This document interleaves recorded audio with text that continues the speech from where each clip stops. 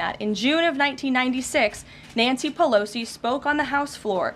She urged her colleagues at the time to fight against the status quo trade policies that had contributed to America's trade deficit with China. And then what is your thinking just as far as low labor cost countries? But obviously they have some advantages in terms of trade, in terms of the people there are not paid as much as American citizens. Well, again, you're right to point out that different countries have different labor markets. They have different skills, if you will, different resources, and the president is going to take all of that into account. His team will take all of that into account when they're negotiating these deals. I do just want to point out one thing, that the president, everybody in Washington, whether they want to admit it or not, knows that this president is right when it comes to tariffs and when it comes to trade. In fact, Democrats have long said that the United States of America has been ripped off by the countries around the world. They just don't want to admit it now because it's President Trump who is saying that. In June of 1996, Nancy Pelosi spoke on the House floor.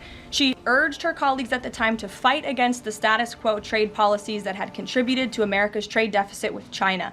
In fact, Nancy Pelosi said, "How far does China have to go? How much more repression? How big a trade deficit? How many jobs have to be lost for the American workers? How much dangerous proliferation has to exist before members of this House of Representatives will say, 'I will not endorse the status quo'?" Those are the words of Nancy Pelosi in 1996. Well, President Trump is finally answering her call 27 years later. Nancy Pelosi can thank President Trump today for the 104% retaliatory tariff that will be going into effect on China. In 2007, Chuck Schumer spoke of our nation's crippling trade deficit, saying, "These are the kinds of records the American people don't want us to be breaking. The administration needs to move beyond words, take action now to reverse a trend that threatens our prospects for future economic growth."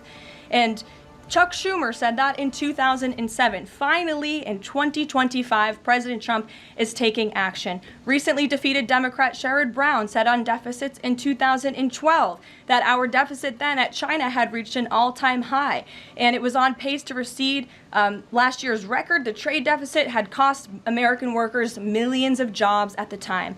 These are the words of Democrats years ago. It is about time America finally has a president who is taking action to restore those millions of jobs back to the United States of America, to boost our manufacturing industry. He's doing what's right for the American people. It will take a lot of labor. It will take a lot of effort. That's exactly what the American people elected this president to do. He will be talking about our energy agenda at 3 o'clock today over in the East Room. As you all know, he will be signing a bill to unleash the might of our beautiful, clean coal industry in this country, which is a reliable energy source also for AI. There's a great story in Bloomberg today, actually,